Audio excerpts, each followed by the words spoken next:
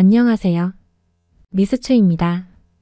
오늘은 아가사 크리스티 작품 중에서 토미와 터펜스 부부를 주인공으로 한 작품 중 하나인 엄지손가락의 아픔을 소개해드리려고 합니다. 토미와 터펜스는 2차 세계대전 당시 비밀 스파이로 활동한 부부탐정 캐릭터로 다른 작품들과 달리 작품과 함께 나이 들어가는 캐릭터들입니다. 젊은 시절보다 나이가 들었지만 여전히 호기심 많고 오지랖 넓은 터펜스 여사가 사건의 중심에서 해결해가는 이야기입니다. 제목인 엄지손가락의 아픔은 세익스피어 맥베스의 한 대목. 엄지가 쑤시는 걸 보니 뭔가 불길한 일이 닥치려나 보다라는 문구에서 따온 것입니다.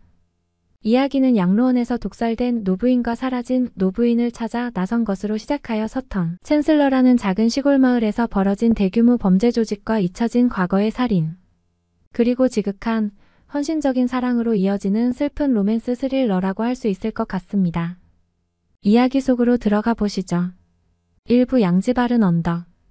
토미 베레스퍼드와 터펜스 베레스퍼드 부부는 토미의 에이미 이모를 찾아뵈러 양지 바른 언덕이라는 양로원을 방문한다. 기억이 오락가락하고 괴팍하고 다른 사람을 괴롭히면서 즐거워하는 성격에 터펜스에게 적대적인 에이미 이모 때문에 터펜스는 접견실에서 토미를 기다리게 된다. 그곳에서 랭커스터 부인을 만나게 된다. 그녀는 백발의 고운 얼굴에 다정한 성격이었는데 자신에게는 과거의 일을 제대로 기억하지 못하는 몹쓸병이 있다고 말한다.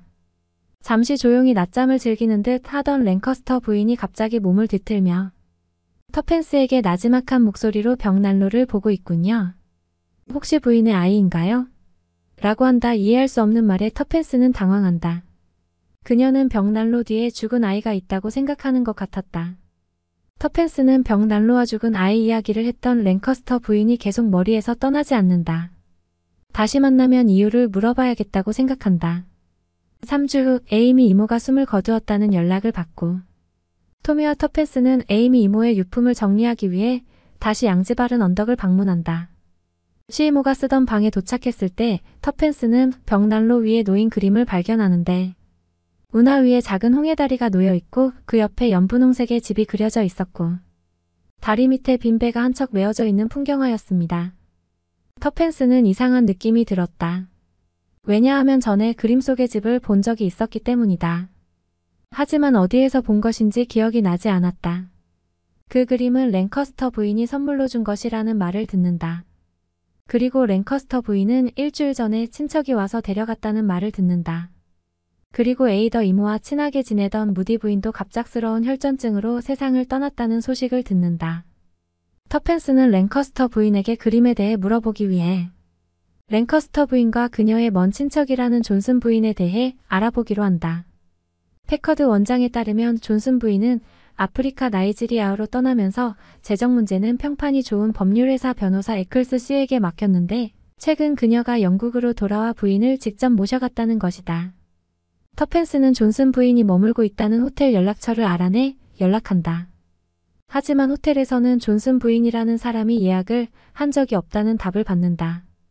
터펜스는 이번에는 재정 문제를 처리한 법률회사 소유주 에클스 씨와 거래은행에 연락해보지만 답장은 받을 수 없었다. 존슨 부인과 랭커스터 부인의 어떠한 흔적도 알아낼 수 없었다.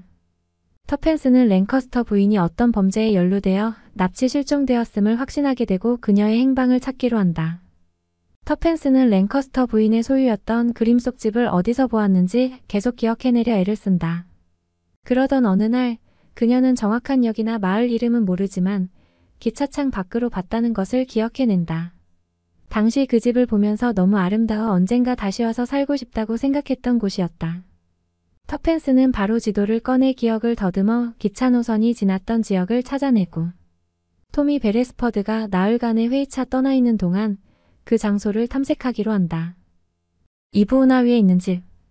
터펜스는 방향 감각을 잃은 채 숲길을 헤매다 겨우 눈에 익은 운하와 홍해다리 그리고 매혹적인 그 집을 찾아낸다.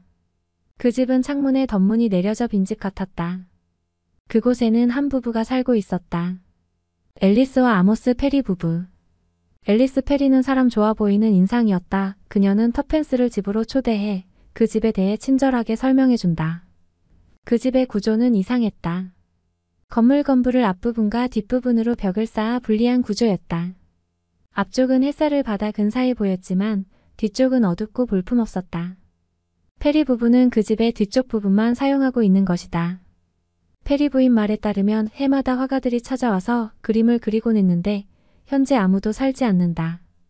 처음 페리 부부가 이사 왔을 때는 젊은 여자가 오곤 했는데 주말 밤에만 왔다 가버려 제대로 본 적은 없다고 했다. 벽이 얇아 가끔 남자 목소리도 들렸다고 말한다. 그 집 정원에는 흰색과 붉은색이 줄무늬를 이루며 섞여있는 커맨던트 보르페어 종, 그 마을에서는 요크 앤 랭커스터라고 부르는 장미가 심어져 있었다. 작별 인사를 하려고 부엌으로 들어갔을 때 예전 화덕이 있던 벽 뒤에서 날카로운 비명소리와 무언가 마구 벽을 긁어대는 소리가 들려왔다. 페리 부인은 앞쪽 집 굴뚝으로 갈가마귀가 떨어진 것 같다고 말한다.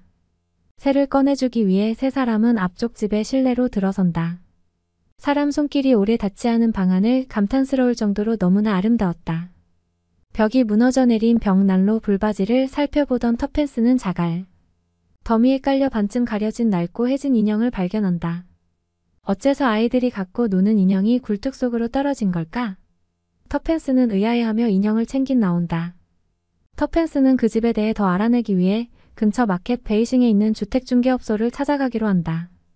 우나의 집을 나와 3km 정도 떨어진 서턴 챈슬러 마을에 도착하니 오래된 교회가 눈에 들어왔다. 교회 안에는 설교단 위에 놓인 노쇠 꽃병을 손질하고 있는 중년 여인만 있었다. 터펜스는 통로를 따라 걷다가 벽에 붙은 위패들의 눈이 갔다.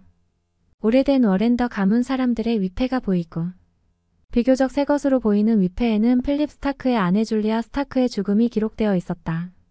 그 마을의 대지주인 듯했다.